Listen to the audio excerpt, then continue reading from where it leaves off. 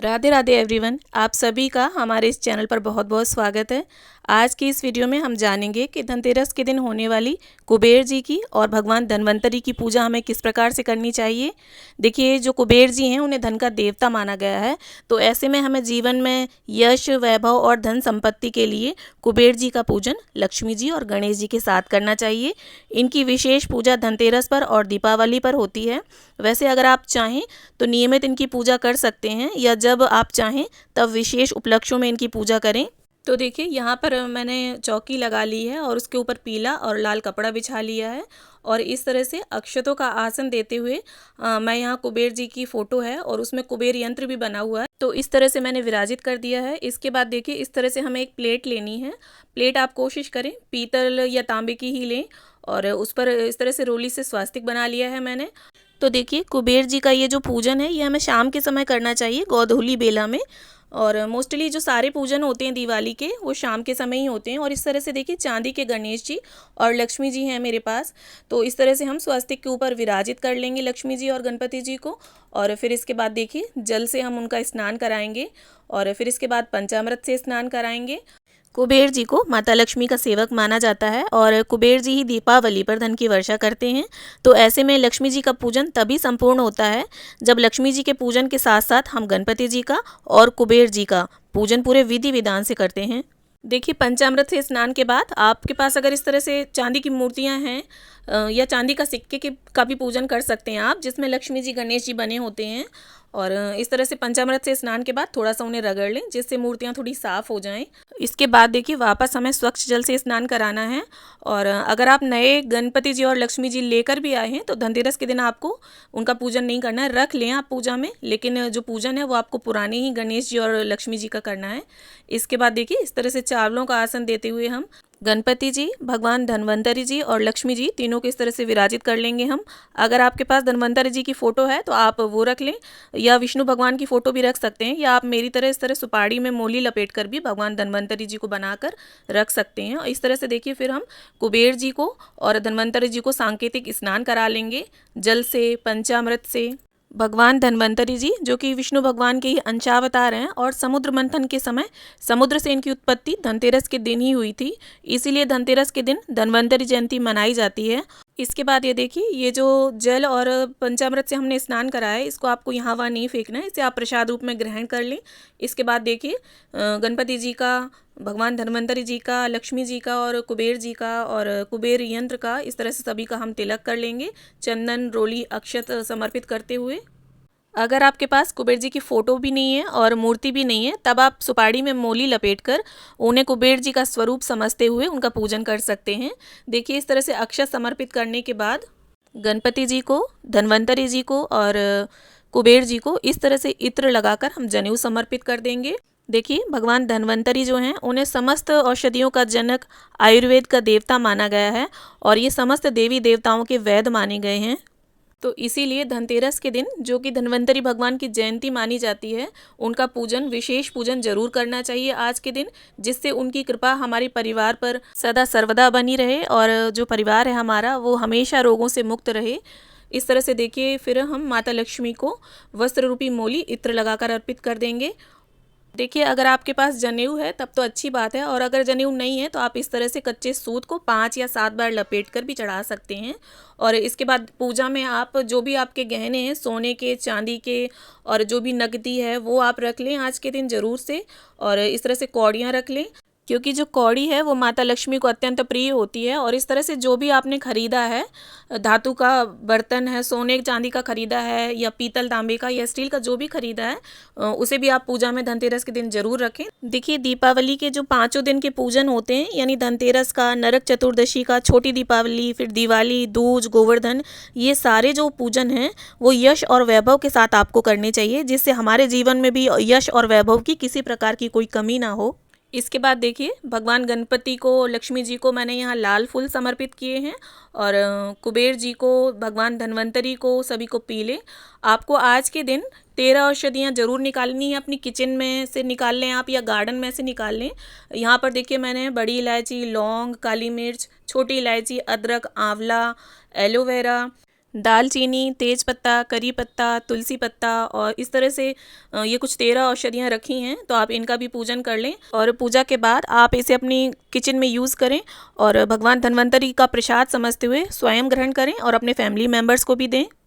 और धनतेरस पर आपको धनिया भी ज़रूर रखना है। और इस तरह से देखिए खील बताशे आपको इस तरह से ऊपर से बारिश करनी है खीलों की। ऐसा माना जाता है कि जिस प्रकार से खीलों की बारिश हम देवी देवताओं पर करते हैं, भगवान गणपति पर, लक्ष्मी जी पर, कुबेर जी पर, भगवान धन्वंतरि पर, तो इसी प्रकार से हमारे घर में भी धन की वर्षा होती है।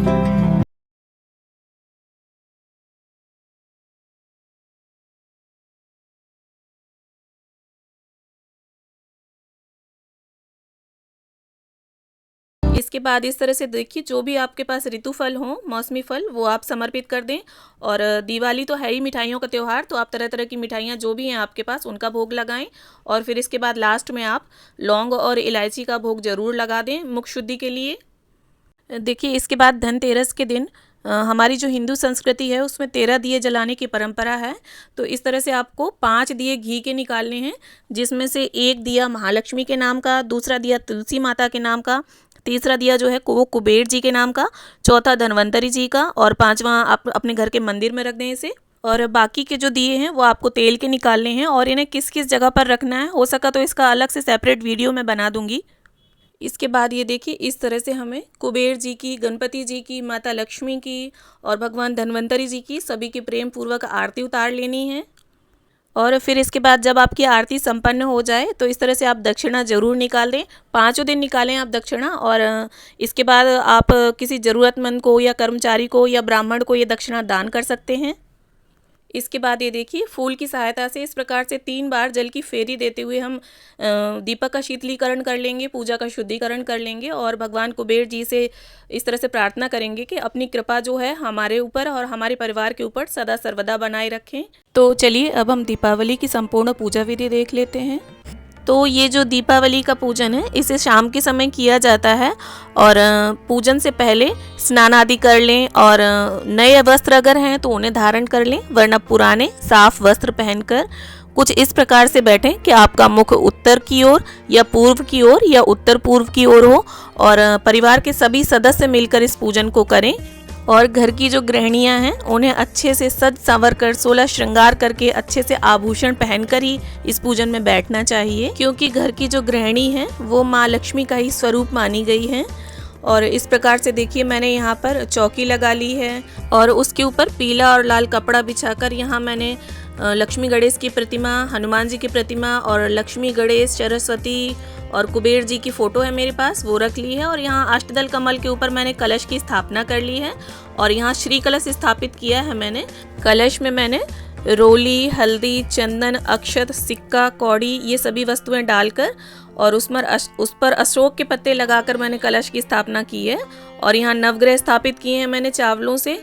और माता महालक्ष्मी के समक्ष इस तरह से मैंने अक्षत से अष्टदल कमल बना लिया है और उसके ऊपर इस तरह से अपना अखंड जो दीपक है वो हम रख लेंगे और उसे प्रज्वलित कर लेंगे। और फिर इसके बाद आपके पास जो भी चांदी सोने के गहने हों, आपने धनतेरस पर जो भी खरीदा हो, और कौड़ियाँ और इस तरह से जो भी हो आपके पास, देखिए यहाँ मेरे पास ये दुर्गा माँ का लॉकेट भी है तो वो भी मैं रखूँगी पूजन में। अगर आपके पास भी इस तरह के देवी देवताओं के कोई आभूषण बने हुए हैं तो आप उन्हें ज़रूर रखें।